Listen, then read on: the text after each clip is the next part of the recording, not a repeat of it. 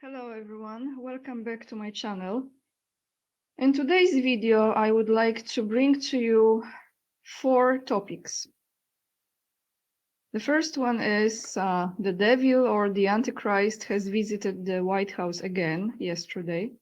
And I would like to point at few things as far as that visit goes, what I have been picking up from that. Besides the narrative, besides the announcement, is just my interpretation that maybe some of you will find valuable. The second part of that will be the body language that I have observed yesterday from both of the men, that means Netanyahu and Trump.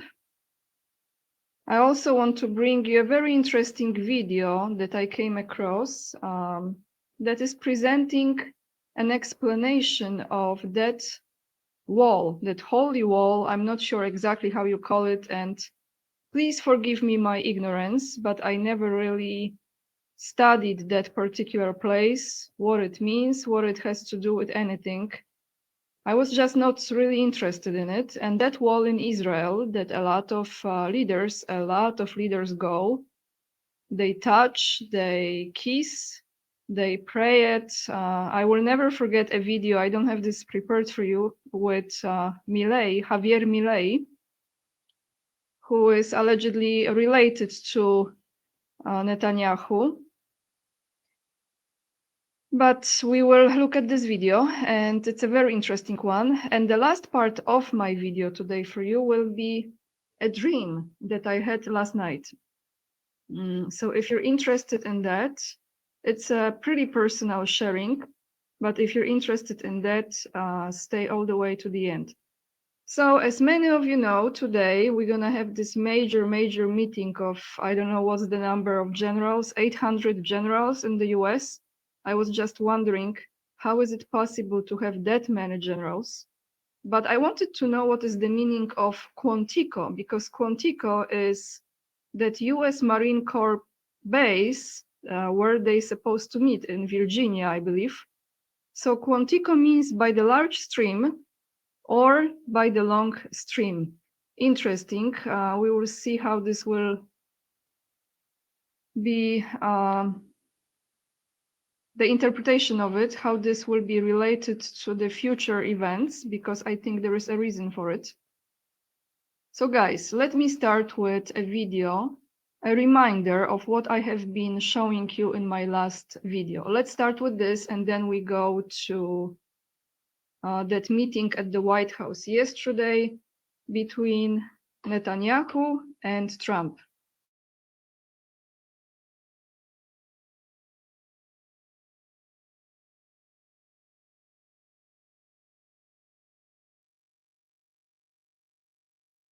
We have to fight with the weapons that apply to the battlefields in which we're engaged. And the most important ones are the social media. And the most important purchase that is going on right now is class TikTok. TikTok, number one. And I hope it goes.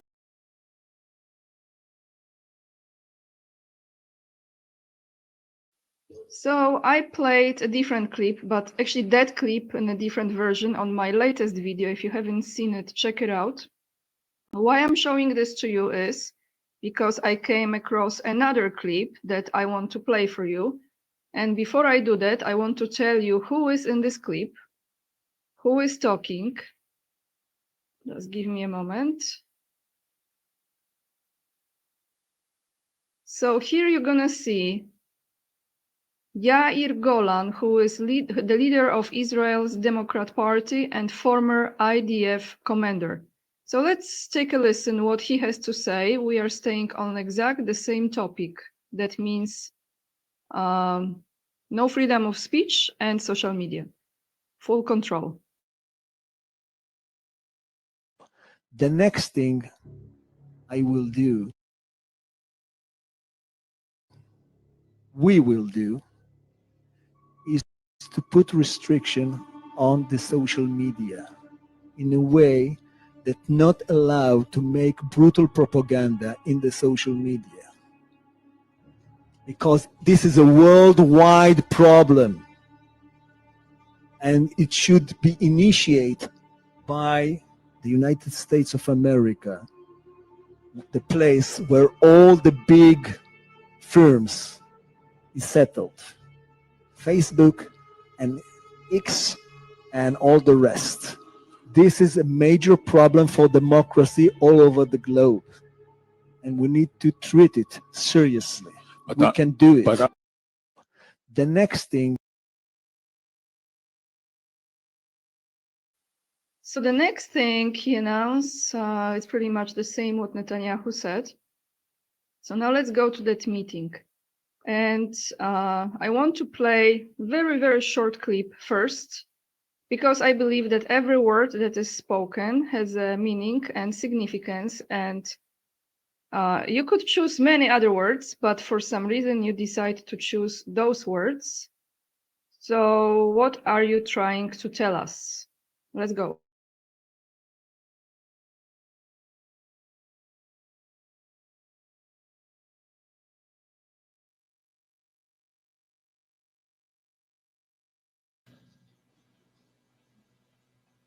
We would not have achieved this turning point without the courage and sacrifice of our incredibly brave soldiers.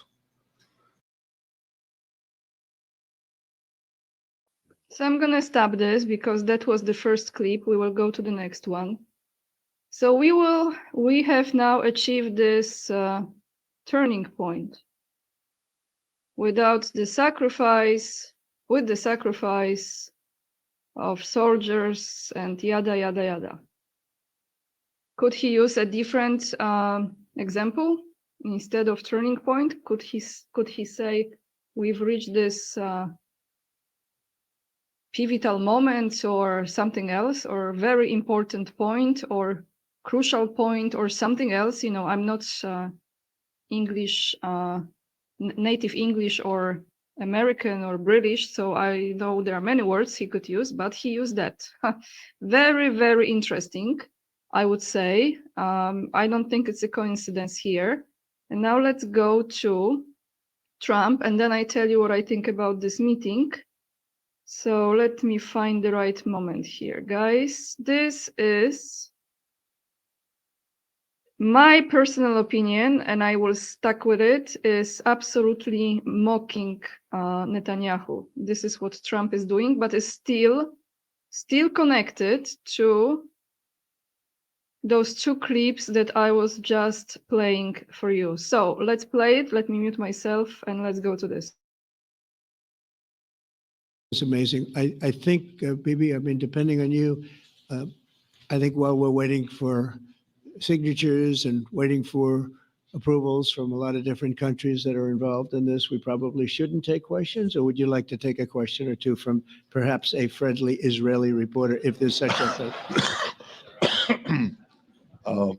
That's a very, very tough proposition. But I would think, Mr. President, that I would go by your instinct that this is, we'll have enough time for questions. Let's settle the issue first, I think.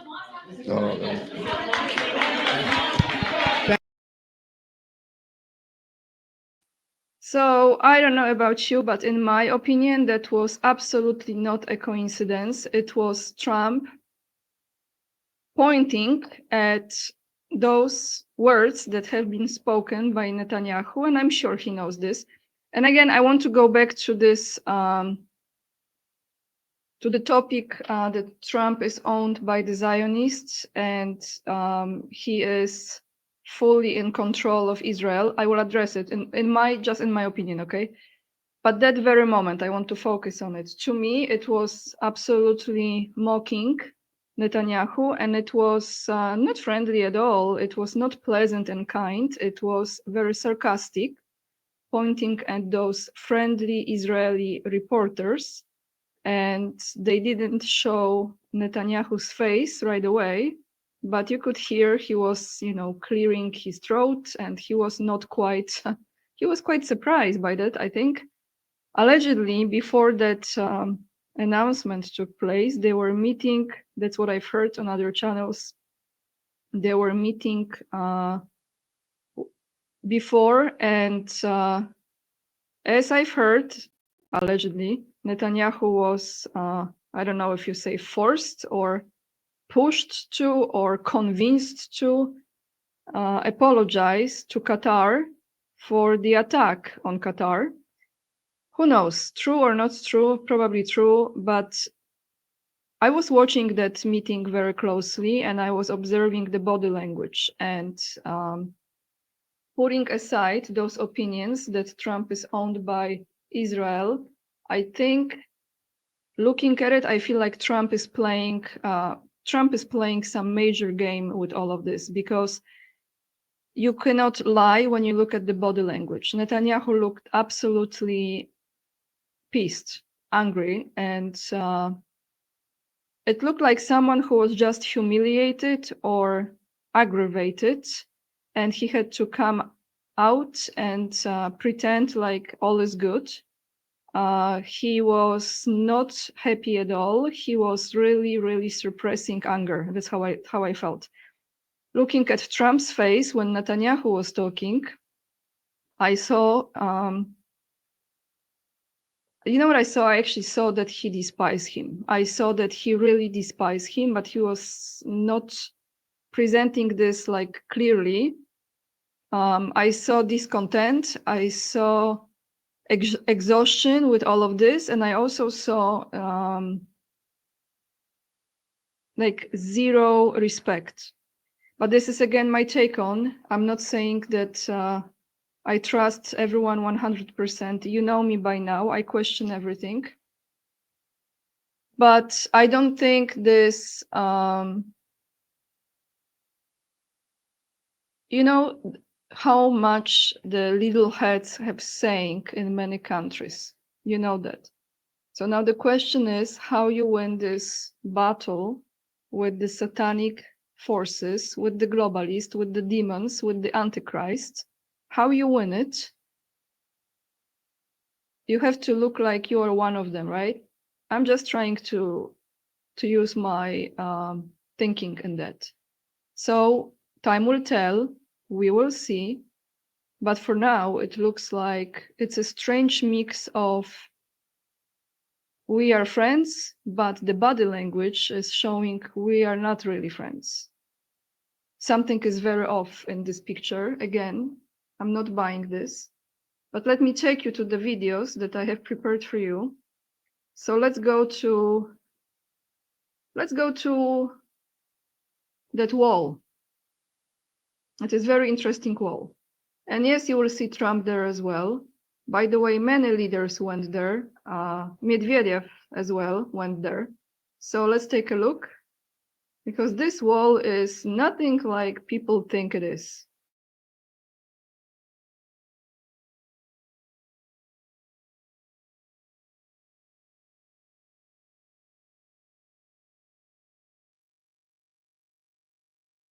Rituals performed at the Wailing Wall are rooted not in biblical faith but in the 13th century occult system of the Kabbalah, as elaborated in the Zohar, and further mystified by the Hasidic movement.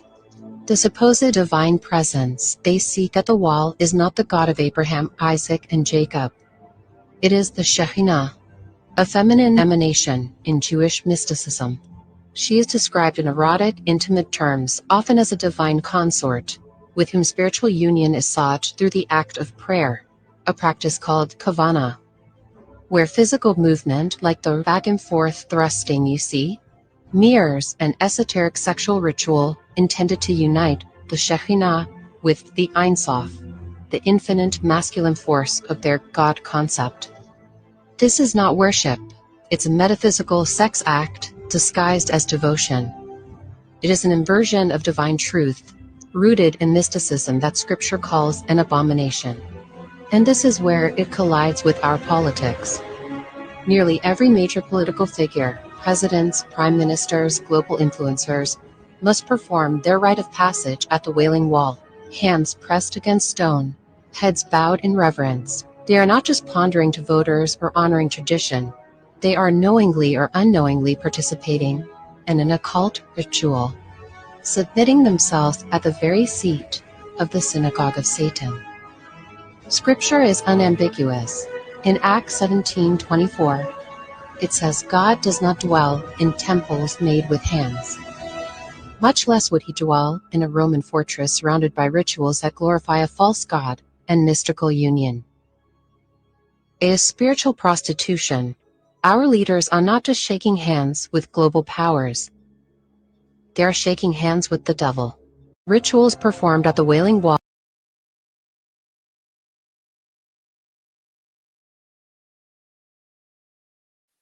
So whatever you make out of it, it's pretty uncomfortable to look at this, right? And this brings another question here. Let's take a look at J.D. Vance.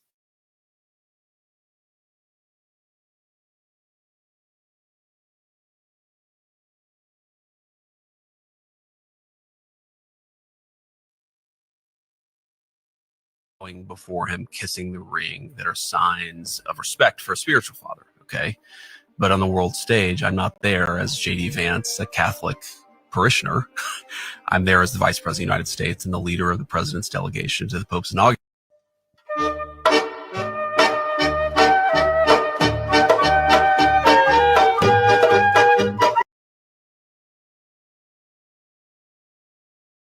So here are a few cents, because I remember that moment when J.D. Vance didn't kiss the ring of Pope, and I think that's actually good that he didn't kiss the ring. But why he's doing this? Let me ask you guys, what do you think why he's doing this? But now we have another creature, so let's go to this creature. This is absolutely 100% demonic reptilian bloodline. Let's take a listen to this one. I'm sure you've seen it already.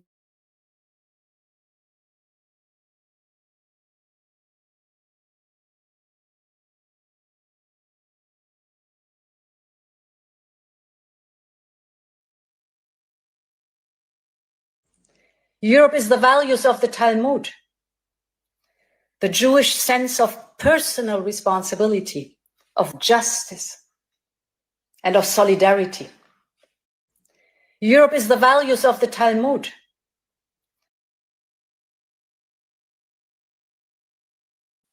So there you have it, everyone. That's clearly stated, no confusion here. And to those of you who haven't seen it, and of course we know Hollywood, what Hollywood is about, but this couldn't be more clarified than in this clip.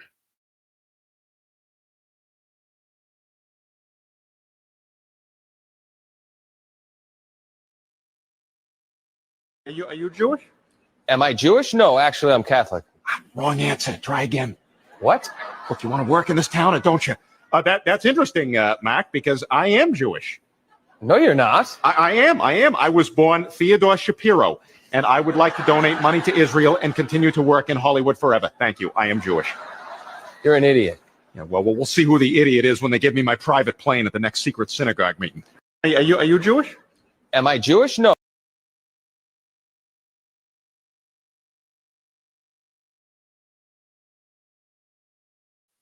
But that's nothing new. We kind of know that probably 99.9% of those so-called actors, or I would say agents, who are put into those positions to influence people's consciousness by presenting those stories called movies and create that reality they want for us to experience, are on that side. I will say that all of this is coming to another form of this picture that I am creating now, seeing all of those things, connecting the dots, because we're going to see the next steps that will be taken as far as the social media, especially in the United States. And as you know, most of those places, those platforms are owned by people, well, tiny hats, but they are owned by people that have the companies in the US, right? Do they reside in US or not? That's another story. So we're gonna see how this will be changed. We're gonna see how the speech will be suppressed or not. But I want to share with you my dream that I had last night. One day I would like to record a video, and this is very personal right now, this sharing, so I hope you appreciate it, guys. And of course, I might have some criticism for saying those things, but this is who I am. And I promised myself to be always choosing on my channel to be authentic and to operate with integrity, meaning if something doesn't resonate with me anymore or someone doesn't resonate with me anymore, I don't want to continue on that path, because that is almost like doing yourself, I wouldn't say harm, but disservice for your soul. You have to be really, really in tune with your soul, with your essence, with your heart. And if you feel something is not right, then step away from it, take a moment, take a break, or change the direction. One of those things that I have not shared with you on this channel, or maybe very, very in the beginning, but I don't think that there are many of you who are watching me from 5 years ago when I started my YouTube channel.